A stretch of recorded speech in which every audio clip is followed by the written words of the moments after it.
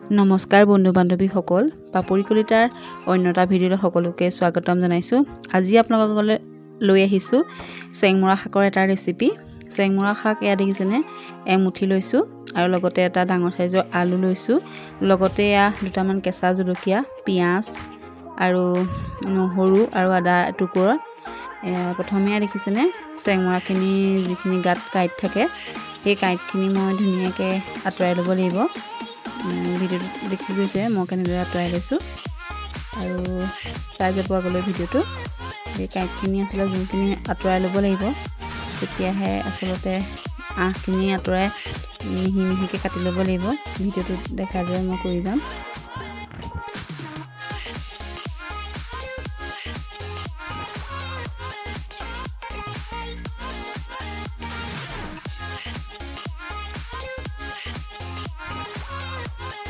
এতিয়া ইয়াত দেখিলে শাকখিনি মই মিহি মিহিকৈ কাটি যাম।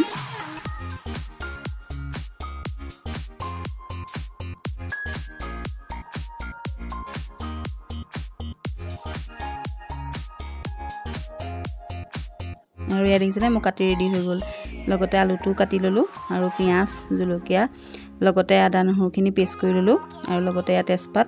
মই এতিয়া বনাম, চাই যাব দেই আপোনালোকে আগলৈ ভিডিঅ'টো। আৰু দিছে কেৰাহীখনত মই প্ৰথমে মাছ ফ্ৰাই কৰি লৈছিলোঁ।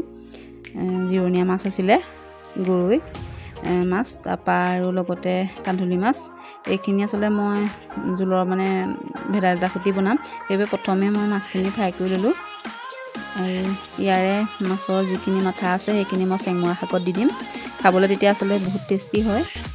আৰু আপোনালোকে হয়তো চেংমৰা শাকৰ ঔষধিৰ বিষয়ে জানেই, যিহেতু ব্লাড চুগাৰ, হাই প্ৰেছাৰ সেইখিনি সকলোৰে বাবে চেংমৰা শাক ভাল।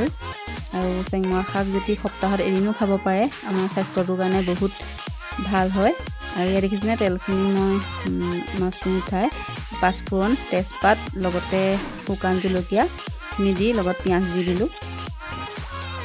আৰু পিঁয়াজখিনি ভাজি তাতে মই আৰু আদা নহৰুখিনিও দি দিম।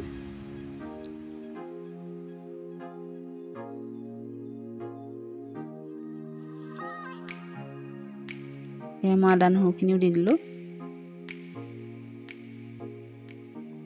আদা নহৰুখিনি যোগ কৰি দিলোঁ লগতে। আৰু ইয়াত দেখিছেনে জোখমতে হালধি দিলোঁ আৰু ইয়াত অকণমান দিছোঁ জিৰা গুড়ি আৰু অকণমান ধনিয়া গুড়ি, লগতে গোন্ধৰ বাবে অকণমান দিছোঁ মিট মছলা, তেতিয়া আচলতে খাবলৈ ধুনীয়া হয়। আৰু লগতে অকণমান ধনিয়া গুড়িও দিছোঁ। আৰু এইখিনি গোটেইখিনি মই ভাজি তেলতে আচলতে নিমখখিনি দি দিলোঁ। আৰু তেলত নিমখ দিলে আচলতে মই ভাল পাওঁ, সেইবাবে মই তেলতে দি দিওঁ নিমখখিনি। আৰু ইয়াত দেখিছেনে চেংমৰা আৰু সকলো পাচলিখিনি মই দি দিলোঁ। এতিয়া মই লৰাই লৰাই ঢাকন দি ভাজি থাকিব লাগিব।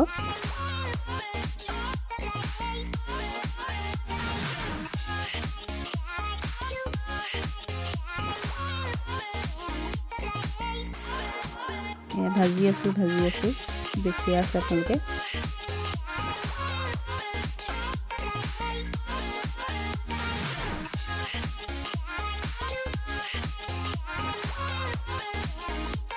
এতিয়া মই ঢাকনখন লগাই দিম। এতিয়া ঢাকনখন উঠাই আকৌ মই লৰাই ল'ম।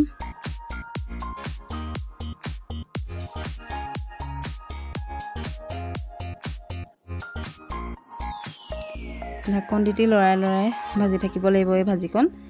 আৰু বৰ সোৱাদ লগা হয় ভাজিকণ খাবলৈ। আপোনালোকে যদি খাই পোৱা নাই এবাৰ খাই চাব। প্ৰায়সকলে আচলতে খাইছেই, তথাপিতো যিসকলে খোৱা নাই এবাৰ ট্ৰাই কৰি চাব। আৰু ইয়াত দেখিছেনে মাছৰ মাথা যে আছিলে, তাৰো অকণমান মই ভাজিকণত দি দিলোঁ, তেতিয়া আৰু সোৱাদ লগা হয় ভাজিকণ খাবলৈ। আজি ভিডিঅ'টো কেনেকুৱা পাইছে চাই প্লিজ কমেণ্ট এটা কৰি জনাব। আৰু মোৰ চেনেললৈ কোনোবা ভিউৱাৰ্ছ নতুনকৈ আহিছে যদি প্লিজ চেনেলটো ছাবস্ক্ৰাইব কৰি থৈ যাব আৰু পাৰিলে এটা শ্বেয়াৰ কৰিব। ইয়াত দেখিছেনে আমাৰ ভাজিকণ প্ৰায় ৰেডি হৈছে।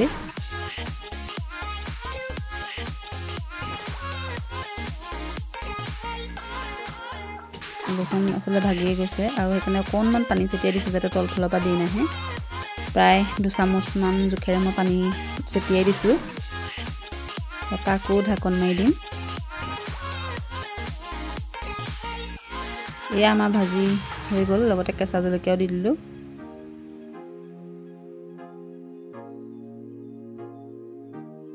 এয়া দেখিছেনে কেনেকুৱা হৈছে কালাৰটো, প্লিজ কমেণ্ট এটা কৰি জনাব দেই। আৰু এয়া আমাৰ ভাজি ৰেডি হৈ গ'ল। লগতে তেলত মই আকৌ পিঁয়াজ নহৰু দি পেলাই লগতে সিজোৱা আলুগুটিটাও দি দিলোঁ। আৰু এইফালে মই ভেদাইলতা আৰু মধুসোলেঙৰ এয়া দাইলকণো ৰেডি কৰি ল'লোঁ। আজি ভাতৰ লগত আচলতে তেনেদৰেই খালোঁ, এখন অসমীয়া থলুৱা জুতিৰে। আৰু এয়া দেখিছেনে আমাৰ চেংমৰা শাক মই আপোনালোকৰ আগত দেখাইছোঁ। কেনেকুৱা হৈছে ক'ব দেই। আজিলৈ আহিছোঁ, লগ পাম আন এটা ভিডিঅ'ৰ সৈতে। ধন্যবাদ।